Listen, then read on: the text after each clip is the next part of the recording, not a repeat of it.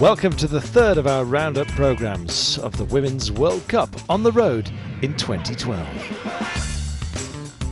The causeway beckons for those brave enough at the Tour of Chongming, wind and rain lashing the course. Specialised Lululemon tasted victory with Evelyn Stevens at the Flèche Wallonne. Can they do it again? No matter what happens in China, Marianne Vos will remain head of the World Cup rankings. She skips the trip to Chongming. We go inside the nerve centre of AA Drink Leontien, a home from home for the Dutch super team. And there are medals on the minds of the British Olympic hopefuls. They talk about their aspirations and also their coffee habit.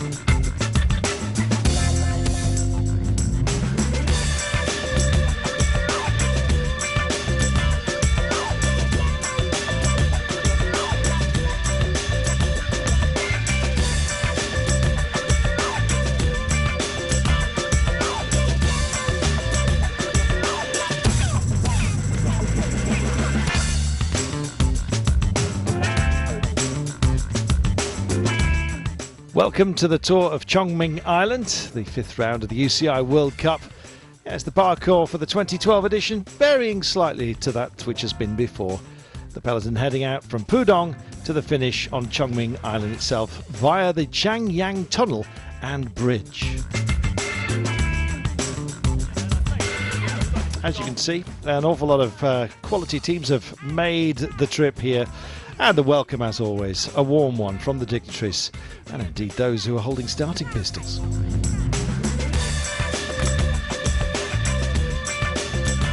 Away we go then, 120 kilometres or so with a strong tailwind featured today, and I've got to tell you, an awful lot of wet weather along the way as well.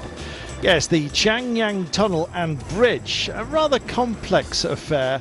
18 kilometres of water crossings then ahead of the field today, and it's a quality field that have made the trip here. The Rabo women's team, the specialised Lululemon, as well as AA Drink, Lycotine, they're here. So are Orica Green Edge, of course, who've had so much success at the beginning of the season, both with the men's and indeed the women's teams. High-Tech Products are here, and Ferran Honda have also made the trip, along with Rusvello, and a number of others are here. There are some indigenous riders as well to be taken care of, I think, along the way. Indeed, absolutely everybody just huddling together for much of the day, I'll suspect, because the weather is so shocking here, and with the exposed road bridge that we have to deal with right now, you can see that the bunch is not too keen on, well, that much pace today, that's got to be said. And hardly surprising, the rain coming across almost horizontal here, and the helicopters have had difficulty getting into the air. So, challenging conditions to say the least. Don't forget a couple of sprints along the way here. A lot of ambition already being shown by Orica Green Edge. They say that UCI points are to be grabbed throughout the day, and they intend to be up there on the intermediates as well as at the grand finale. We assume this is going to be a sprint finish. How many riders are still left at the end remains to be seen, because it is rather punishing out there. Trying to find some kind of protection within the main bunch, an absolute nightmare when it's like this. Yes, best place to be is inside the team cars, or indeed inside the helicopter. And as you can see, conditions even worse on the main suspension bridge itself. Can't even see the top of the pitons, if that's what they are. Yes, so the top of the bridge actually shrouded here Tough, tough riding indeed. No wonder there is no real breakaway action for the time being. Will it come later? Well, the end is going to be a sprint. You can almost be sure of that.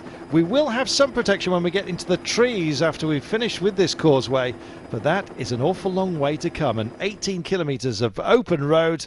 Well, yes, you just have to feel sorry for the riders, do you not? Where are they? They're coming. Well, it's been brilliantly well organised, this tour here. The UCI more than delighted with the way things have gone.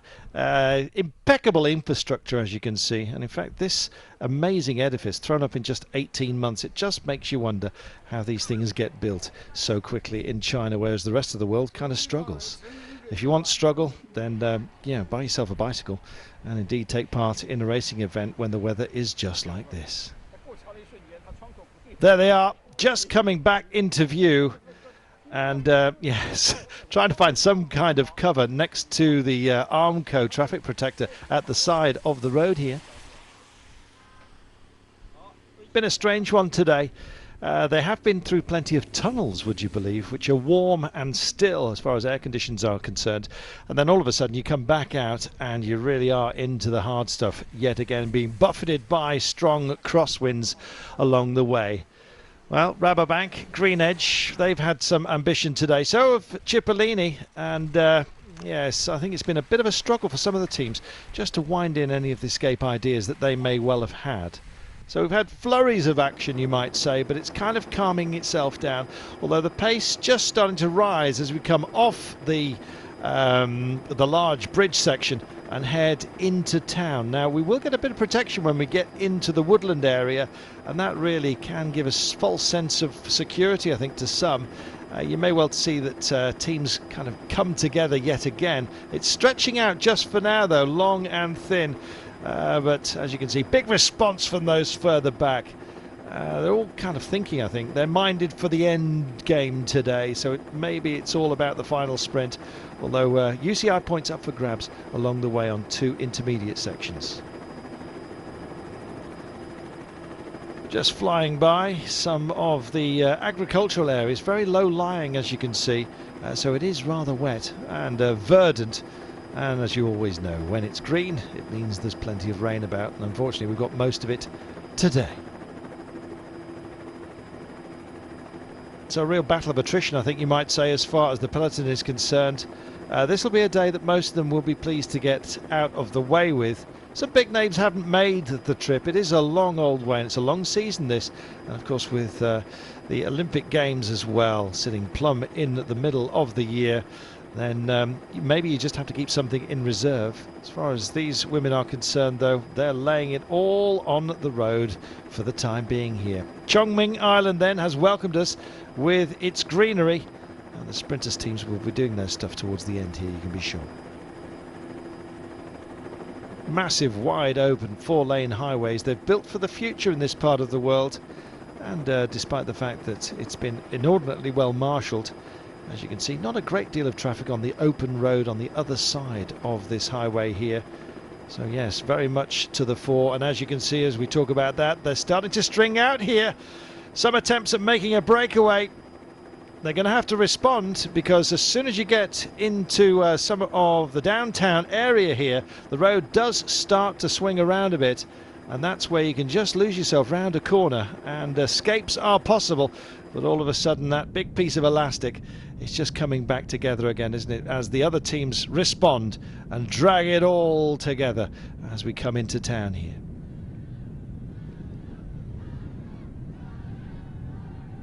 Well, heading into the finale, you're bound to get some of the Australasian, Pacific Rim and indeed European teams together, and that's precisely what we've got right now.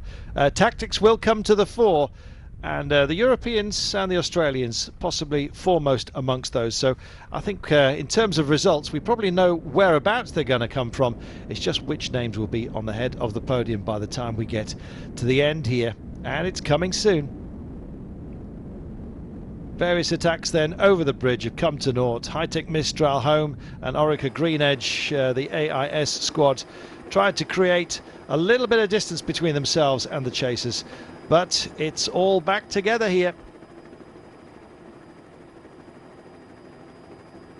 just shrouded by the trees, and as you can see, all very much compacted.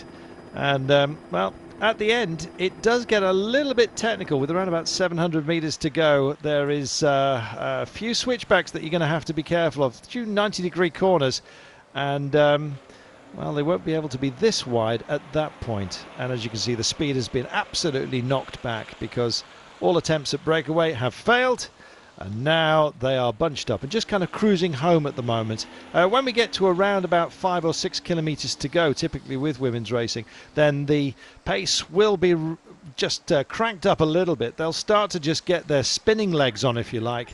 And as you can see, what's waiting for them? Hey, it's party time. Pace very much just starting to rise here. They're sort of spinning into town as we speak. Big welcome. Yes, the bridge is beckoning those out front, and suddenly the pace picks up, and here we go. It's time to deliver right now. Oh, AA Drinker here, so Orica Green Edge, Cipollini and Specialized. Farron Honda also in with a chance here. Oh, look at this. It's about choosing your moment to go, and Shelley Olds, has she actually timed this one to perfection? She's gone long here. Can she be caught? Oh, Hoskins is on her tail right now. Hoskins 2 here. Oh, and Baccaille, but in the end, absolutely it's Olds. It was a well-contested sprint, a tough challenge at the end, and the weather certainly played a part today, but there's no doubt that Shelley Olds enjoyed herself. Yeah, it was a difficult race only because the weather was not so good. It was raining and it was windy, and but all in all, it wasn't really a very aggressive race. I think all the big teams were racing for a sprint in the final, so it stayed together the whole race. I loved racing here. It was my first time, and I'm so happy with the racing here and the people and the beautiful country, and it's just been a really great experience, and I'll be back next year for sure. Just missing out Melissa Hoskins of Orica Green Edge. Yes, they had their work cut out in the early sprints. The focus was the end. It wasn't to be, though. I think when we went into the race, we wanted to try and take out the first sprint, intermediate sprint, and see how we went there, and then we kind of went for the second one as well, and that was just to get some extra bonus points. But at the end of the day, we wanted to win the stage, and that's what we put all our energy into at the end of the day. Well, we may not have had the weather, but Chongming shone brightly. Yes, we'll certainly be coming back, and the UCI pleased with the way things have gone yet again. The racing is very good. Chongming is very different to my own country of New Zealand, but the scenery is very beautiful. The racing has been good. I'm happy with the condition of the roads. The organiser has worked very hard to produce a good race, and the World Cup race today was very well organised, and I think was an exciting race for the finish. So after 120 kilometres of racing, this is how it finished. All on the sprint, and it was Olds ahead of Hoskins that led them home here. And this is how the Women's World Cup stacks up, with Marianne Vos still way out in front there. Judith Arndt nearest to us, with Johansson still in the frame.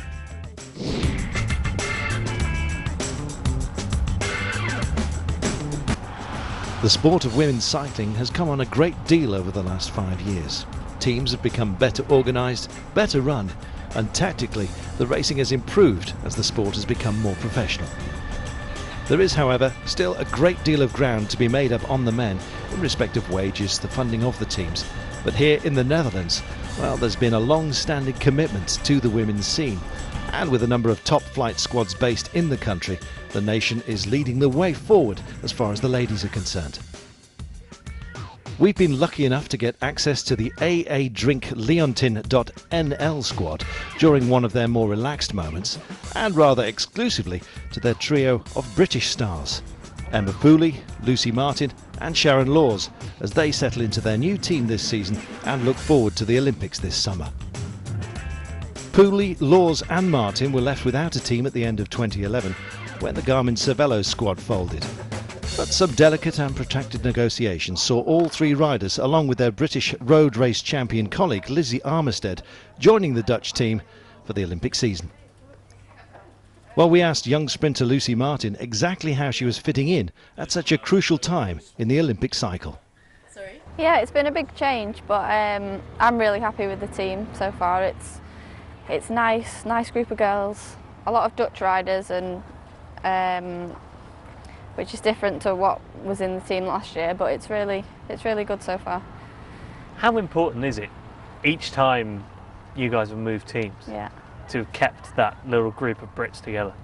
I think, well, coming into Olympic year, it's the most important it's ever been to stay riding with these girls, and we all just get to know each other in the race. Even things like, you know, lunch, breakfast, tea, when we're in the hotel, it's nice to be around familiar people. It makes you a lot more relaxed. So when you come to the World Championships and when you come to the Olympics, it's not all of a sudden you've got to get to know some new girls. We've got a great bond already. People are talking about Lizzie as a possible new Olympic champion this summer. Is that a fair assessment in your view? Yeah, definitely. I think the way she's ridden the last couple of years, she's definitely progressed, and having ridden around the course a couple of times with her myself, it's definitely the kind of course that would suit Lizzie, yeah. So. And then Emma is also being talked about as though she could win the Olympic time trial. Yeah. So this team could end up producing 2 Olympic gold medals, couldn't it, if things go their way? Yeah, if both of them are on form and it's, you know, a good day, they have luck, as anything can happen in cycling, but yeah, they definitely have a really good chance.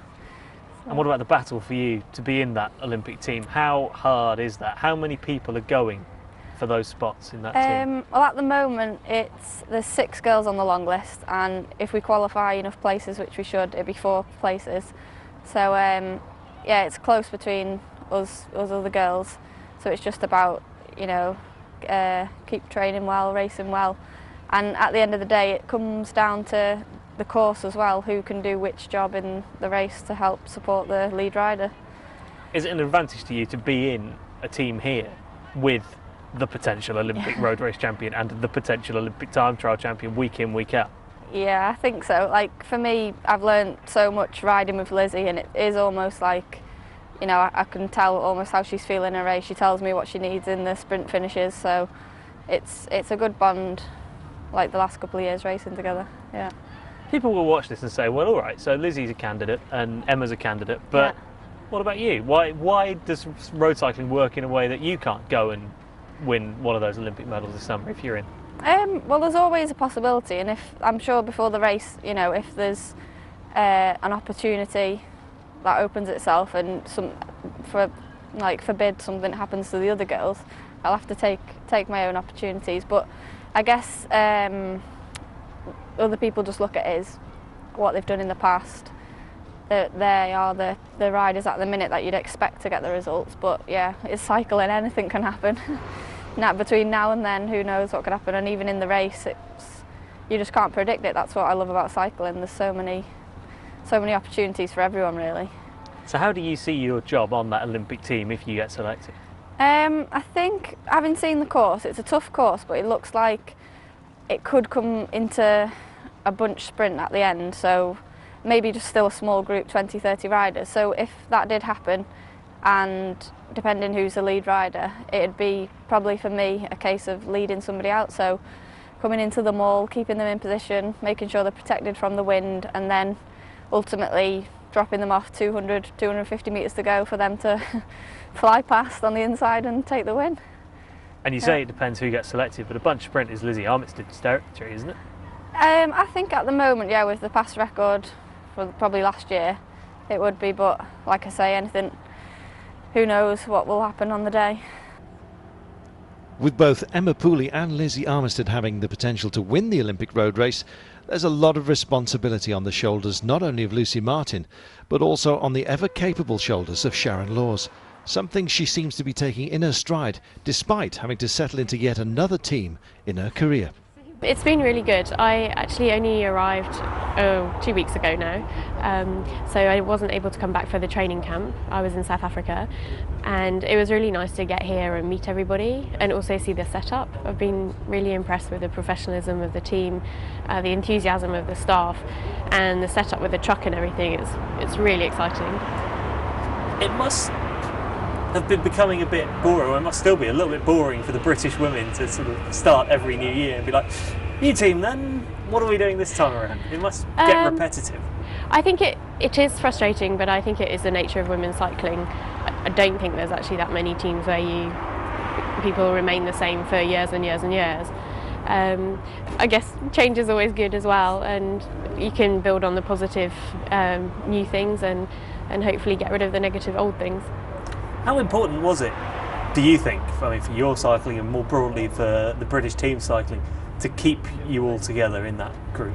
I think it's really important. It just makes, when you come together at World Championships and the Olympics, makes it so much easier. Everybody knows each other and you don't have to talk about specific issues because you've worked together all through the year. I think it's obviously the best scenario, really. At the Olympics this year and at the Worlds as well, Lizzie and Emma are talked about as being possible gold medalists that would come from this team in the road race and the time trial respectively. Would you agree with that, first of all? I mean, from what you've seen of the Olympic course, let's say, does it suit those two? Yes, definitely. I think both Lizzie and Emma are super motivated to get a medal. I think the course really suits both of them. Well, maybe I think the time trial course isn't as hilly as Emma would obviously prefer, but she's proved herself in Copenhagen, which was a completely flat course, that she can do it. And yeah, I think they both stand a really, really good chance of getting a medal. What about you? Have you got Olympic ambitions? Definitely, but I think everybody has. I would obviously, an Olympics in a home country would be a dream come true. After being in Beijing, it's something that I've carried on cycling for. I really think I can do a good job for the team. I think having the experience of going to Beijing also helps. So I really hope that I get selected. In contrast to years gone by, the rise in professional organisation on the road in women's cycling is now being matched by an increase in logistical support for the teams, key to which is the bus. The transporter, well, it's home to the whole team at races and has to be somewhere where all the riders and the staff can live, eat and work in comfort. And AA Drink Leontien.nl have one of the best in the business. Emma Pooley shows us round. Right now we're parked in Maastricht, but this is the AA Drink team bus from our women's team. So we have a pretty cool lorry basically, and at the back half is Mirek, our mechanic's domain, full of bikes and tools and the holy washing machine, which is not to be tampered with in case it breaks and we have dirty shorts. And then there's a shower bathroom, a little wash basin and a little kitchen corner. So we have a microwave and a coffee machine, that is very, very important, and a fridge, and I think there's a bread machine. I've never seen it in operation, but apparently it works. And and then this is the living room area, which is pretty good because when the bus parks up, the sides can be sort of moved out like some incredible space strip. So it's actually a properly big living space. There's a little TV screen.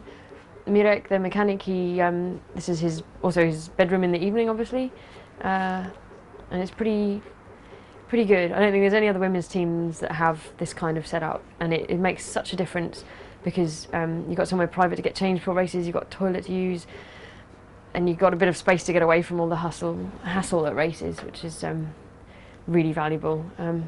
So a lot of women's teams have like a little camper van, but fitting 6 or 8 riders inside isn't like sort of playing sardines. This is really awesome. This is the kind of thing I think that a lot of men's teams have, but not many women's teams, sadly. So we're really lucky. This is luxury then. Yeah, super. Well, this is the way it should be, frankly. Yeah, it's brilliant. We're really lucky that they've organised this for us. Quality of onboard coffee? Excellent. Yeah, so the only reason I'm even awake now talking to you is because I had 2 when I got back from the ride. So, yes. And, obviously when you're in Italy racing, it's fine, you can get a decent coffee. But in a lot of countries, yeah, so it's just a lot of cyclists are slightly addicted to coffee. So I appreciate it. With the Olympics rapidly approaching, it's nice to see the British women so nicely settled and relaxed into their adopted Dutch home. Who would have imagined a decade ago that Britain would be hosting the Olympics for the first time since 1948, and what's more, have 4 top quality professional bike riders to spearhead the push for gold on home soil. Our congratulations to Shelley Olds. It's a long way to go for glory, but well worth the trip. Due to the London Olympics, the next round of the UCI World Cup is in August at Baccaille in Sweden. But now, though, from Chongming, it's farewell.